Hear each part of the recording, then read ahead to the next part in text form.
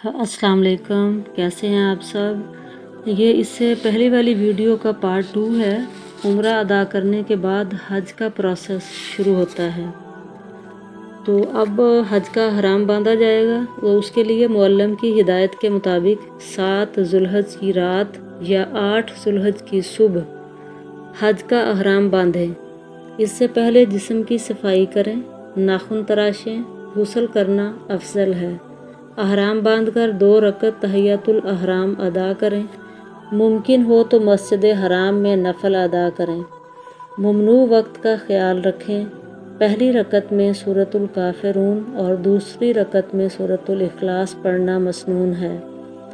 हज की नीयत करें, ए अल्लाह मैं तेरी रज़ा के लिए हज का इरादा करता हूँ या करती हूँ, इसे मेरे लिए आसान बना दे और कबूल फरमा ले। नीयत के बाद 3 मरतबा तलबिया पढ़ें। मर्द ऊंची आवाज़ में और ख़वातीन आहिस्ता आवाज़ में तलबिया पढ़ें। तलबिया अरबी में ही पढ़ना लाजिम है। तलबिया पढ़ने के बाद दुरूद शरीफ पढ़ें और फिर ये दुआ मांगें, ए अल्लाह मैं तुझसे तेरी रज़ा और जन्नत का सवाल करती हूँ या करता हूँ। तेरे गज़ब और आग से पनाह मांगती हूँ। इस दुआ के बाद अहराम की पाबंदियाँ आप पर लागू हो जाती हैं। अहराम बांधने के बाद हाजी अपनी क़याम गाहों से मिना के खैमों की तरफ चल पड़ते हैं। ज़ुहर, असर, मगरिब, इशा और अगले दिन फ़जर की नमाज मिना ही में अदा करेंगे। मिना में क़याम के दौरान कसरत से तलबिया, तिलावत कलाम पाक, ज़िक्र व अज़कार और तकबीर व तहलील करते रहें। फ़जूल यानी दुनियावी बातों से गुरेज करें। लायानी बातों से परहेज़ करें। फिर 9 ज़ुल्हज हज का दूसरा दिन शुरू हो जाता है। नमाज फ़जर के बाद तमाम हाजी मैदान अरफात की तरफ रवाना होंगे। मिना से अरफात का फ़ासला 12 किलोमीटर है। ये पैदल भी तय करते हैं लोग और इसके लिए बसें भी दस्तयाब होती हैं जो हाजियों को ये मिना से मैदान अरफात तक का सफ़र तय करवाती हैं। अरफात में क़याम। मैदान अरफात में मस्जिद निमरा है। यहाँ इमाम साहब ज़वाल के वक्त के बाद खुतबा देंगे। फिर ज़ोहर और असर की नमाज कसर करके 1 अज़ान और 2 अकामत के साथ पढ़ाएंगे। जो हाजी मस्जिद निमरा में जाकर नमाज पढ़ेंगे वो इस तरह पढ़ेंगे, लेकिन खैमों में पढ़ने वाले अपने फ़िक़ा के उलमा की हिदायत के मुताबिक नमाज अदा करें। फ़िक़ा हनफी में खैमे में नमाज पढ़ने की सूरत में ज़ोहर की 4 रकत ज़ोहर के वक्त और असर की 4 रकत असर के वक्त पढ़ेंगे। हज का रुकन आज़म वकूफ़ अरफात है। नबी करीम सल्लल्लाहु अलैहि वसल्लम ने इस दिन को सबसे बेहतरीन और अफसल करार दिया। ये गुनाहों से बख्शिश और जहन्नुम से आज़ादी का दिन है। वकूफ़ अरफात का वक्त ज़वाल के बाद से शुरू हो जाता है। लिहाजा ज़ोहर की नमाज की अदायगी के बाद खुले आसमान तले क़िबला रू खड़े होकर अल्लाह ताला की हम्दो सना करें, दुरूद शरीफ पढ़ें, तलबिया पढ़ें, तौबा इस्तग़फ़ार करें, अल्लाह के हजूर गिड़गिड़ा कर दुआएं मांगें। ये अमल मसलसल जारी रखें। असर और मगरिब के दरमियान का वक्त मैदान अरफात का निहायत कीमती वक्त है।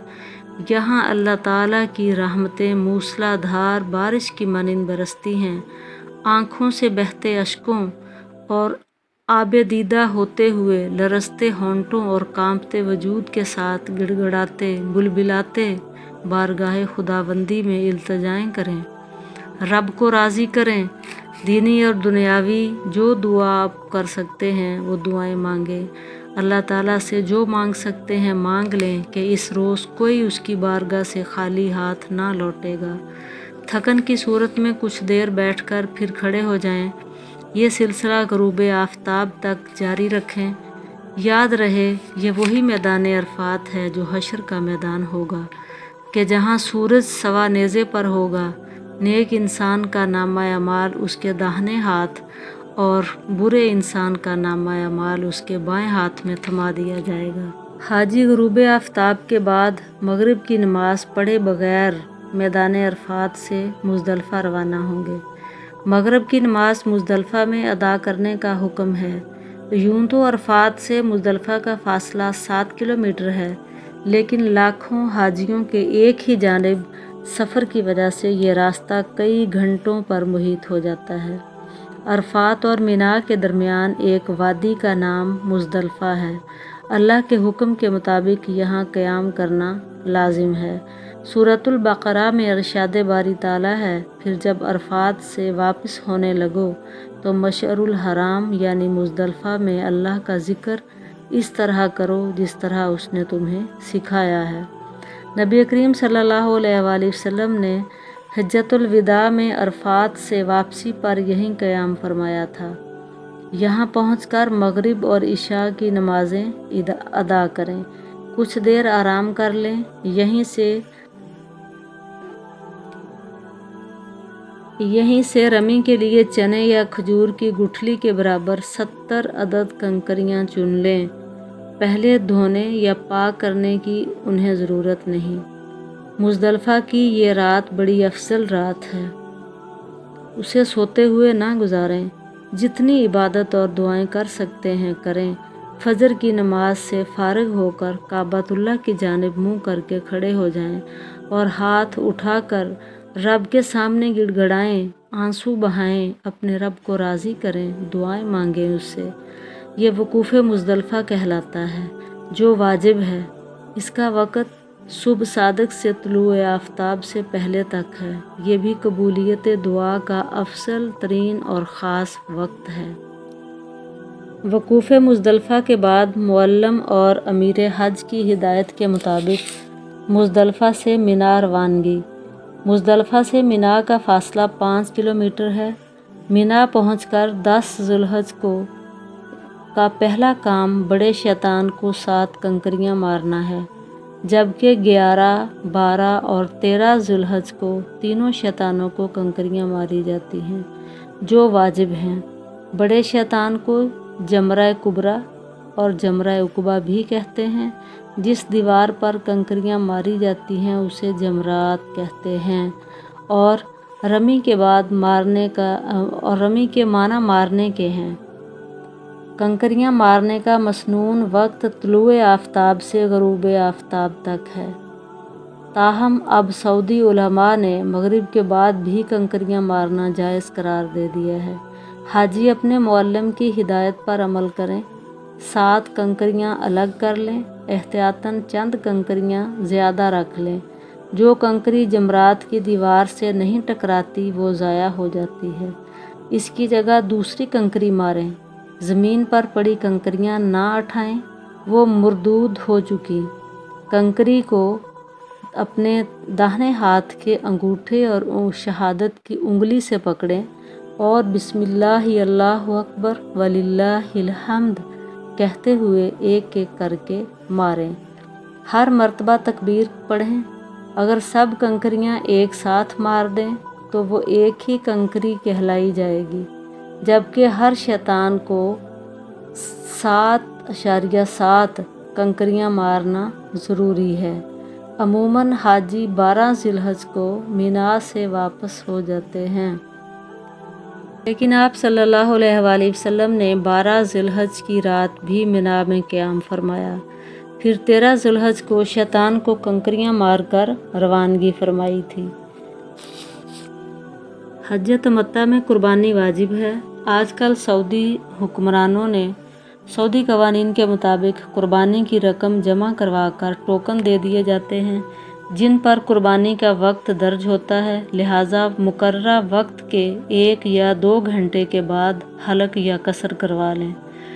हलक या कसर के बाद अहराम की पाबंदियां ख़त्म हो जाती हैं, सवाए इज़्दवाजी ताल्लुकात के। ये पाबंदी तवाफ़ ज़ियारत के बाद ख़त्म होगी। अहराम उतार कर आम लिबास पहन लें, खुशबू लगा लें। तवाफ़ ज़ियारत फिर शुरू होता है। तवाफ़ ज़ियारत हज का फ़र्ज़ रुकन है, जिसके बग़ैर हज मुकम्मल ना होगा। इसका अफजल वक्त तो 10 ज़िलहज ही है, لیکن 12 ذی الحج کے غروب آفتاب سے پہلے تک کرنا لازم ہے۔ طواف زیارت میں نہ احرام ہوتا ہے اور نہ اصطبا، یہ عام کپڑے پہن کر ہوتا ہے، تاہم باوضو ہونا ضروری ہے۔ پہلے 3 چکروں میں رمل کریں گے، اس میں صفا اور مروہ کی سعی بھی ہوتی ہے۔ طواف زیارت سے فارغ ہو کر واپس مینا جا کر قیام کریں، بلا کسی شرعی عذر کے۔ مکے میں قیام درست نہیں ہے۔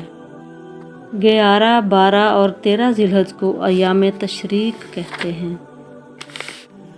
ان 3 دنوں کی راتیں مینا میں گزارنا واجب ہے۔ عموماً حاجی 12 ذی الحج کو غروب آفتاب سے پہلے رمی کے بعد مینا سے روانہ ہو جاتے ہیں۔ نبی پاک صلی اللہ علیہ وآلہ وسلم نے 13 ذی الحج کو رات بھی مینا میں قیام فرمایا تھا اور دوسرے دن رمی کر کے واپس لوٹے تھے۔ پھر مکہ مکرمہ سے روانگی کے وقت آخری طواف وداع کہلاتا ہے۔ میقات کی حدود سے باہر رہنے والے حاجیوں کے لیے یہ طواف واجب ہے، نہ کرنے پر دم یعنی قربانی کرنا لازم ہوگی۔ طواف وداع میں نہ احرام ہوتا ہے، نہ اصطبا، نہ رمل اور نہ صفا مروہ کی سعی، ہمیشہ باوضو ہوتا ہے۔ یہ آخری طواف ہے، لہٰذا اللہ کے گھر سے روانگی کے وقت عاجزی اور انکساری کے ساتھ سب کے لیے دعا کریں، دوبارہ بلاوے کی درخواست کریں۔ مرد اور عورت دونوں کے لیے حالت احرام میں بال کاٹنا، ناخن تراشنا، دستانے پہننا، خوشبو لگانا، خوشبودار صابن کا استعمال، حرم کی حدود میں درخت یا پھول پودے توڑنا، گری ہوئی چیزیں اٹھانا، شکار کرنا، لڑائی جھگڑا، گالی گلوچ، ازدواجی تعلقات اور نکاح کروانے کی ممانعت ہے۔ سلے ہوئے کپڑے پہننا، سر یا چہرہ ڈھانپنا، موزے پہننا، ٹخنے ڈھکے جوتے پہننا، یہ مردوں کے لیے منع ہے۔ ان پابندیوں کے علاوہ چہرہ ڈھانپنا، چہرے سے کپڑا مس کرنا، یہ خواتین کے لیے ہیں۔ یہ میک اپ کا استعمال کرنا، ان چیزوں سے خواتین کو پرہیز کرنا چاہیے، ان کی ممانعت ہے۔ ناپاک یا میلی ہونے کی صورت میں احرام کی چادریں تبدیل کی جا سکتی ہیں۔ بہتر ہے کہ ایک احرام کا ایک اضافی سیٹ ساتھ رکھیں۔ اس طرح خواتین بھی اپنے کپڑے تبدیل کر سکتی ہیں، بند جوتے پہن سکتی ہیں۔